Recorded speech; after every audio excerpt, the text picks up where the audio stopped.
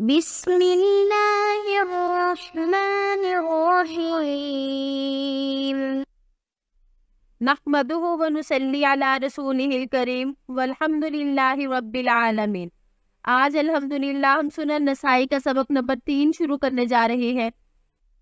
جیسا کہ آپ کو معلوم ہے کہ نیا درس شروع کرنے سے پہلے ہم پچھلے سبق کا خلاصہ اور اگلے سبق کا خلاصہ دیکھتے ہیں تاکہ اسباق کے درمیان ربط قائم رہے۔ گزشتہ سبق میں ہم نے طہارت کے متعلق حدیث اور راویوں کا تعارف جانا، طہارت کی لغوی اور اصطلاحی تعریف کے بارے میں پڑھا، محدثین کی اصطلاح میں کتاب کسے کہتے ہیں یہ جانا، اور طہارت کے ضروری مسائل پڑھے۔ آج کے سبق میں ہم انشاءاللہ پڑھیں گے مسواک کی شرعی حیثیت، مسواک کی اقسام اور مسواک کرنے کا موقع و محل۔ اب ہم کتاب الطہارت کا دوسرا باب شروع کرتے ہیں۔ باب السواک اذا قام من اللیل، جب رات کو نیند سے اٹھے تو مسواک کرے۔ وبه قال اخبرنا اسحاق بن ابراہیم وقتیبۃ بن سعید عن جریر عن منصور عن ابی وائل عن حذیفہ قال كان رسول اللہ صلی اللہ علیہ وسلم اذا قام من اللیل یشوس فاہ بالسواک۔ حضرت حذیفہ رضی اللہ عنہ فرماتے ہیں کہ اللہ کے رسول صلی اللہ علیہ وآلہ وسلم جب نیند سے بیدار ہوتے تو اپنے دہن مبارک کو مسواک کے ذریعے صاف فرماتے تھے۔ سب سے پہلے حدیث مبارک کے راویوں کو دیکھ لیتے ہیں۔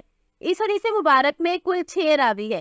اسحاق بن ابراہیم، قتیبہ بن سعید، جریر، منصور، ابو وائل اور حضرت حذیفہ رضی اللہ عنہ۔ حدیث مبارک کے پہلے راوی اسحاق بن ابراہیم ہے، جو کہ ابن راہوے کے نام سے زیادہ مشہور ہے، اور آپ نشاپور کے رہنے والے تھے اور آپ کا شمار جید علماء میں ہوتا ہے۔ اور دوسرے راوی قتیبہ بن سعید ہے، ان کا تذکرہ پہلے گزر چکا۔ حدیث مبارک کے تیسرے راوی جریر بن عبدالحمید ہے اور یہ بھی ثقہ راوی ہے۔ حدیث مبارک کے چوتھے راوی منصور بن معتمر ہے۔ بعض نے کہا معتمر بن عبداللہ اور بعض نے کہا معتمر بن عطاب۔ آپ بھی کوفہ کے رہنے والے تھے اور ثقہ راوی ہے۔ حدیث مبارک کے 5ویں راوی ابو وائل سے مراد شقیق بن سلمہ حضرمی ہے۔ انہوں نے آپ علیہ السلام کا زمانہ تو پایا لیکن آپ علیہ السلام کو دیکھا نہیں، اور کئی جید صحابہ سے حدیث کو روایت کیا۔ حدیث مبارک کے 6 راوی حضرت حذیفہ رضی اللہ عنہ تھے۔ یہ آپ علیہ السلام کے رازدار تھے کہ آپ نے انہیں منافقین کے نام بتائے تھے، لیکن حضرت حذیفہ نے ان ناموں کے بارے میں کسی کو نہیں بتلایا۔ حدیث کی سند سے فارغ ہو کے اب ہم بڑھتے ہیں حدیث کی متن کی طرف۔ اس حدیث مبارک میں آپ علیہ السلام کی بہت ہی پیاری سنت مسواک کے بارے میں بتلایا گیا کہ آپ علیہ السلام جب نیند سے بیدار ہوتے تو مسواک فرماتے تھے۔ مسواک اگرچہ اسم اعلیٰ ہے اور اس سے مراد لکڑی کی بنی ہوئی مسواک بھی ہے، اور اس کے علاوہ پلاسٹک کا برش یا کوئی اور محلول وغیرہ بھی ہو سکتا ہے، لیکن اگر ہم یہ چاہتے ہیں کہ ہم اس کی وجہ سے یعنی مسواک کی وجہ سے سنت کی برکتیں سمیٹیں اور اس کے ساتھ ساتھ طبی فوائد بھی حاصل کریں تو پھر ہم لکڑی کی مسواک استعمال کریں تاکہ سنت پر عمل پیرا ہو۔ حدیث مبارک میں ایک لفظ استعمال ہوا یشوسو، اس سے مراد دانتوں کا ملنا ہے۔ بعض حضرات نے فرمایا کہ اس سے مراد بار بار دانتوں کو عرضن ملنا ہے، اور بعض نے یہ فرمایا کہ مسواک کے ساتھ اوپر سے نیچے دانتوں کو ملنا شوز کہلاتا ہے۔ مسواک کی اہمیت کا اندازہ اس بات سے بھی بخوبی لگایا جا سکتا ہے کہ کئی صحابہ کرام نے آپ علیہ السلام کے ان ارشادات کو نقل کیا جس میں آپ نے مسواک کی فضیلت اور اہمیت کو بیان فرمایا۔ جیسا کہ آپ علیہ السلام کا ایک ارشاد ہے کہ مسواک رب کی رضامندی کا حصول ہے، تو اس سے ہمیں اندازہ ہوا کہ کتنی فضیلت والی یہ چیز ہے جو اللہ جل شانہ کی رضامندی کا ذریعہ اور سبب بنتی ہے۔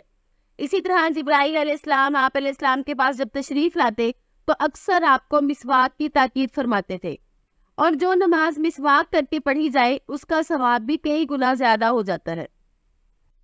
مسواک کی شرعی حیثیت کے بارے میں علماء کا اختلاف ہے، کیونکہ آپ علیہ السلام نے اپنی زندگی میں مسواک بہت زیادہ استعمال کی اور آپ علیہ السلام نے اس کے بارے میں بہت زیادہ تاکید بھی فرمائی، تو اہل ظاہر کے نزدیک مسواک کرنا واجب ہے، جبکہ ابن حزم رحمہ اللہ نے فرمایا کہ مسواک کرنا سنت ہے لیکن جمعہ کے دن مسواک کرنا واجب ہے، اور راجح قول یہ ہے کہ مسواک کرنا مستحب عمل ہے۔ مسواک کے بارے میں علماء میں اس طور پہ بھی اختلاف پایا جاتا ہے کہ مسواک وضو کی سنت ہے یا نماز کی سنت ہے، اور درست بات یہ ہے کہ یہ دینی سنت ہے۔ آپ علیہ السلام نے مسواک پر ہمیشگی اختیار کی، لیکن اس کے باوجود آپ علیہ السلام نے ارشاد فرمایا لولا ان اشق علی امتی الی آخری، تو اس سے معلوم ہوا کہ مسواک کرنا واجب نہیں بلکہ سنت ہے۔ روزے کی حالت میں مسواک کی جا سکتی ہے، جمہور علماء کا یہی مذہب ہے، خاص زوال سے پہلے کا وقت ہو یا بعد کا۔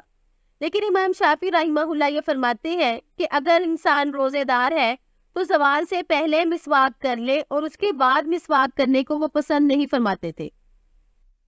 امام شافعی رحمہ اللہ نے زوال کے بعد مسواک کرنے کو اس لیے ناپسند فرمایا کیونکہ وہ خلوف یعنی بو کی منہ جو اللہ جل شانہ کو پسند ہے، وہ بو روزے دار کے منہ سے ختم ہو جائے گی، اس لیے انہوں نے فرمایا کہ زوال کے بعد مسواک نہ کی جائے۔ جمہور علماء یہ فرماتے ہیں کہ اگر زوال کے بعد بھی مسواک کی جائے تو اس میں کوئی قباحت نہیں، کیونکہ خلوف کا تعلق معدے سے ہے نہ کہ منہ سے۔ اگر ہم مسواک کے موقع و محل کے بارے میں بات کریں تو آپ علیہ السلام کی سیرت سے ہمیں معلوم ہوتا ہے کہ آپ علیہ السلام نے اکثر مواقع پر مسواک کا استعمال کیا، جیسے وضو اور نماز کے لیے، اسی طرح نیند سے بیدار ہونے پر، اور جب آپ گھر تشریف لاتے تو سب سے پہلے مسواک کرتے تھے۔ جب ضرورت محسوس ہوتی تو آپ مسواک فرماتے، یہاں تک کہ آپ علیہ السلام کے وصال کا وقت قریب آیا تب بھی آپ نے مسواک کی۔ آدمی کو اس بات کا حق حاصل ہے کہ وہ جس مرضی مسواک سے چاہے مسواک کر لے، خواہ تر ہو یا خشک، اس پر تری لگی ہو یا نہ لگی ہو۔ تو اس سے معلوم ہوا کہ مسواک کرنے میں ہمارا اپنا اختیار ہے، لیکن اگر ہم پینوں کی مسواک استعمال کریں گے تو یہ سنت کے بھی زیادہ قریب ہے اور اس سے طبی فوائد بھی بہت زیادہ حاصل ہوں گے۔ آج کے سبق کو ہم یہیں پہ مکمل کرتے ہیں۔ آج کے سبق میں ہم نے مسواک کی شرعی حیثیت، مسواک کی اقسام اور مسواک کرنے کا موقع محل جانا۔ اس سے ہمیں اندازہ ہوا کہ آپ علیہ السلام کو مسواک کا عمل کتنا محبوب تھا۔ تو انشاءاللہ ہم لوگ کوشش کریں گے کہ اپنی زندگی میں مسواک کو لے کر آئیں اور اس پر دوام اختیار کریں۔ امید ہے کہ آپ کو آج کا سبق سمجھ آ گیا ہوگا۔ اگلے سبق تک کے لیے اجازت چاہوں گی۔ السلام علیکم ورحمۃ اللہ وبرکاتہ۔